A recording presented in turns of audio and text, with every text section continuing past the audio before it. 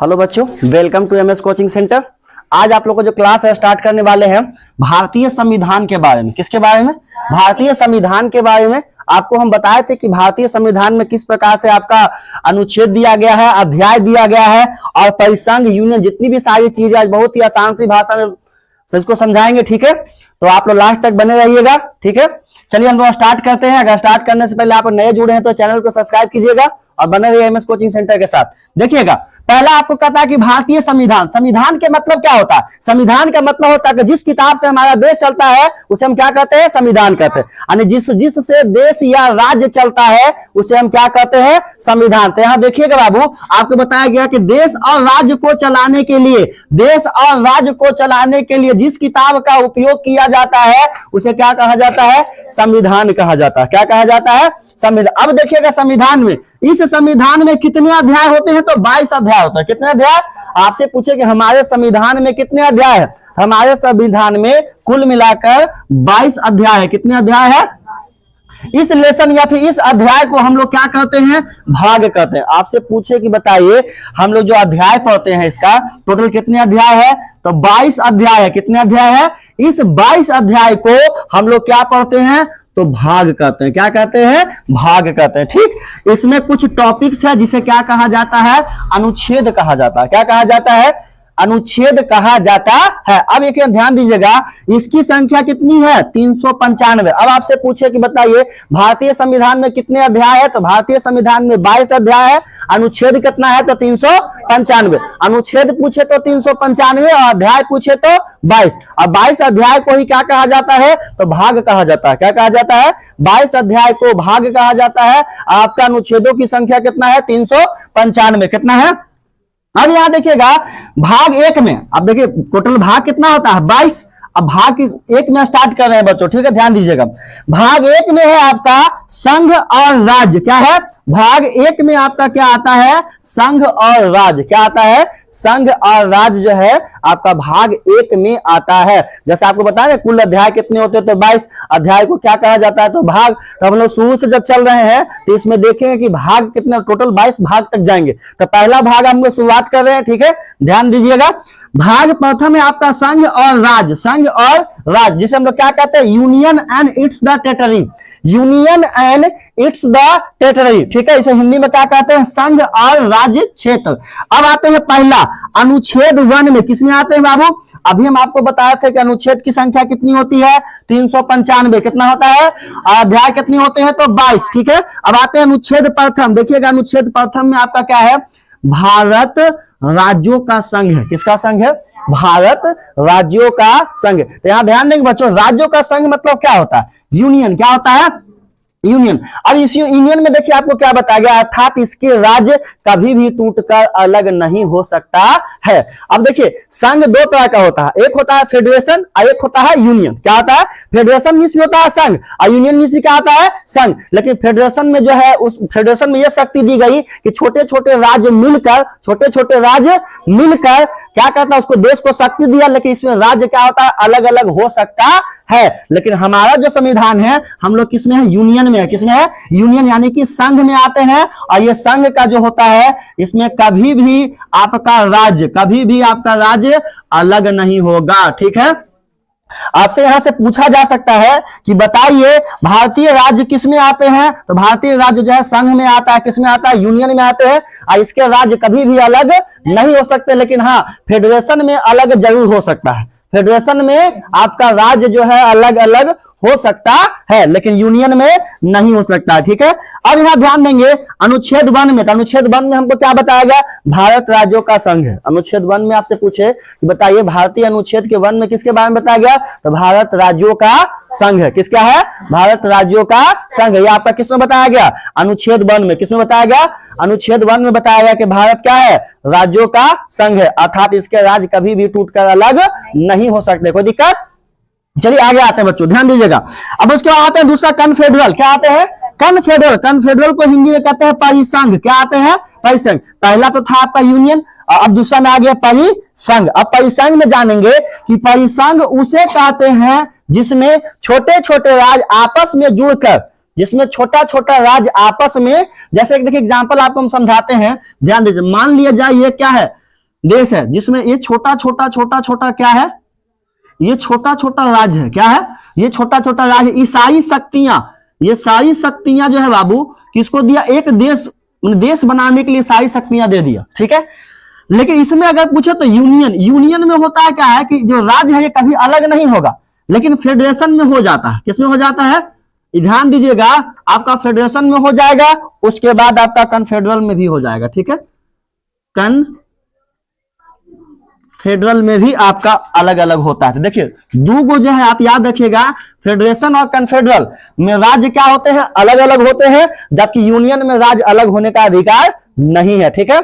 अब आगे आइए, तो पहला परिच्छेद पहला क्या गया, भारत राज्यों का क्या है, संघ है, अर्थात इसके राज्य कभी भी टूटकर अलग नहीं हो सकता है। अब उसके बाद दूसरा टॉपिक आते हैं इसका कन्फेडरल, किसमें आते हैं, कन्फेडरल। कन्फेडरल के मतलब होता है परिसंघ, परिसंघ उसे कहते हैं जिसमें छोटे छोटे राज्य आपस में जुड़कर और अपनी थोड़ी थोड़ी शक्ति देश को देता है और देश का निर्माण करता है, उसे क्या कहते हैं, कन्फेडरल यानी कि परिसंघ कहते हैं। अब देखिए परिसंघ का नीचे एक पॉइंट लिखा गया है, परिसंघ बहुत ही कमजोर होता है, कैसा होता है, परिसंघ बहुत ही कमजोर होता है, इसमें कोई भी राज्य अलग हो सकता है, कोई भी राज्य अलग हो सकता है, ठीक है।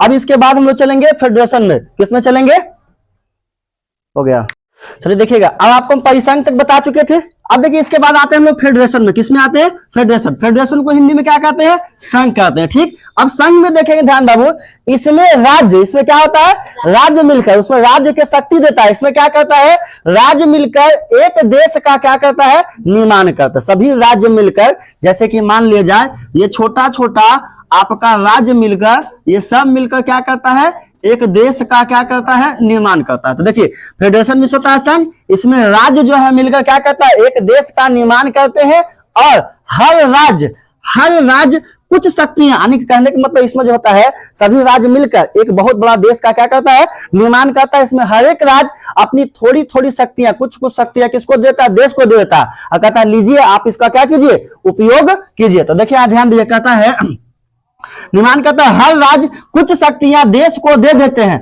और कहते हैं आप इन शक्तियों का क्या करें, प्रयोग करें, क्या करें। तो देखिए इसमें भी कोई राज्य अलग हो सकता है, ध्यान दीजिएगा, आपको पहला परिसंघ में भी बताए थे कि इसमें भी राज्य टूटकर अलग हो जाता है, और इसमें भी क्या होता है, इसमें भी कोई राज्य अलग हो सकता है। एग्जाम्पल में आपका क्या है बाबू, अमेरिका।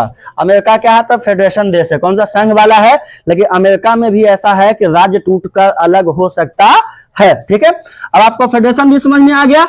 अब उसके बाद आते हैं बाबू यूनियन, किसमें आते हैं, यूनियन, जो कि भारत में चलता है, कहां चलता है, हाँ, यूनियन का मतलब ही क्या होता है, संघ होता है, क्या होता है, संघ। अब देखिएगा इसमें कोई भी राज्य अलग नहीं हो सकता, ये हमारे संविधान में बताया गया कि इसमें कोई भी राज्य अलग नहीं हो सकता है, ठीक है।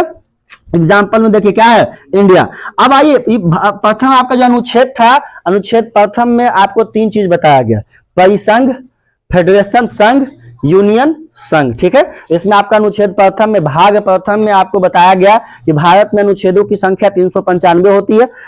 उसके बाद अध्याय कितने होते हैं, तो 22 होते हैं। इस अध्याय को क्या कहा जाता है, तो भाग कहा जाता है। आपसे पूछे कि प्रथम भाग में क्या है, तो प्रथम भाग में क्या है, राज्य और क्या भारतीय संघ जो बताए थे, संघ या फिर राज्य क्षेत्र के बारे में बताया गया, federation and it's the territory, ठीक है। उस संघ के क्षेत्र में बताया गया कि परिसंघ, परिसंघ किसको कहते हैं, जिसमें छोटे छोटे राज्य मिलकर राज्य देश को शक्ति देता है, लेकिन ये बहुत जल्दी क्या था, टूटकर बिखर जाता है। और दूसरा आपको क्या बताए थे, तो दूसरा बताया आपको फेडरेशन संघ होता है, इसमें राज्य मिलकर देश को शक्ति देता है थोड़ा थोड़ा, और देश को कहता है कि लीजिए आप इस शक्ति का क्या कीजिए, प्रयोग कीजिए, ठीक है। जैसे में क्या हो जाएगा, अमेरिका हो जाएगा। अब उसके बाद आता है यूनियन। यूनियन का मतलब क्या होता है, संघ। इसमें कोई भी राज्य अलग नहीं हो सकता, इसमें कोई भी राज्य अलग नहीं हो सकता है। जैसे कि क्या एग्जांपल में आपका इंडिया, ठीक है। अब आइए अनुच्छेद 2 में, अनुच्छेद प्रथम 1 में आपको पूरा खत्म कर चुके हैं। अब आइए अनुच्छेद 2 में, इसमें संसद को अधिकार है, इसमें किसको अधिकार है, संसद को अधिकार है कि कोई भी देश को भारत में मिला सकता है। इसमें किसका अधिकार है, संसद को, किसका अधिकार है, इसमें संसद को अधिकार है कि कोई भी देश को भारत में क्या कर सकता है, मिला सकता है। एग्जांपल में आपको हम बताते हैं सिक्किम, क्या सिक्किम, सिक्किम भारत का पहले राज्य नहीं हुआ करता था, लेकिन अब है। कब हुआ? तो 36वां संविधान संशोधन 16 मई 1975 द्वारा भारत का 22वां राज्य बना। क्या बना? अब आपसे ऐसे भी पूछ सकता है ऑब्जेक्टिव, बताइए भारत का 22वां राज्य कौन सा है? तो भारत का 22वां राज्य कौन सा है? सिक्किम है। अब टोटल राज्यों की संख्या कितनी है? 28 है ना। इसमें 22वां राज्य भारत का कौन सा है? सिक्किम है। जो कब बना? तो 36वां संविधान संशोधन 16 मई 1975 के द्वारा भारत का 22वां राज्य बना। ठीक है, देखिए अब हम लोग अनुच्छेद आगे हैं तीसरा, अनुच्छेद 2 तक कंप्लीट कर चुके थे। अब देखिए अनुच्छेद तीसरा में आपका क्या कहता है? तीसरा में कहता है संसद राष्ट्रपति के पूर्व अनुमति, संसद राष्ट्रपति के पूर्व अनुमति से भारत के किसी भी राज्य को नाम, क्या नाम, सीमा, क्षेत्र परिवर्तन कर सकती है। यानी संसद को यह अधिकार होता है कि राष्ट्रपति के पूर्व अनुमति, किसके बिना? अनुमति से, किसके अनुमति से? राष्ट्रपति के पूर्व अनुमति से भारत के किसी भी राज्य को क्या कर सकता है? नाम, सीमा, क्षेत्र परिवर्तन कर सकती है। जैसे देखिए आपका एमपी का परिवर्तन क्या किया गया? छत्तीसगढ़। क्या किया गया? अब दूसरा देखिए यूपी का क्या किया गया? उत्तराखंड। ठीक है, और ये बिहार से झारखंड कब अलग? 15 नवंबर 2000 ईस्वी को। यूपी उत्तराखंड से 9 नवंबर 2000 ईस्वी को। और एमपी से छत्तीसगढ़ कब? 1 नवंबर 2000। देखिए इसको शॉर्ट में इसलिए दिया गया ताकि आपको पता चल सके तीनों राज्य जो है 2000 ईस्वी में क्या हुआ था? अलग हुआ था। तो 1 नवंबर 2000 में छत्तीसगढ़, 9 नवंबर 2000 ईस्वी को यूपी, 15 नवंबर 2000 ईस्वी को बिहार। ये क्या हुआ था? आपका नाम, सीमा, क्षेत्र परिवर्तन किया गया था। अनुच्छेद किसके तहत? अनुच्छेद 3 के तहत। ठीक, चलिए आज हम अनुच्छेद 3 तक कंप्लीट कर चुके हैं। अगर वीडियो अच्छा लगा तब तो दोस्तों के साथ लाइक कीजिए, शेयर कीजिए, कमेंट कीजिए और बने रहिए एमएस कोचिंग सेंटर के साथ। मिलते हैं नेक्स्ट वीडियो में। धन्यवाद।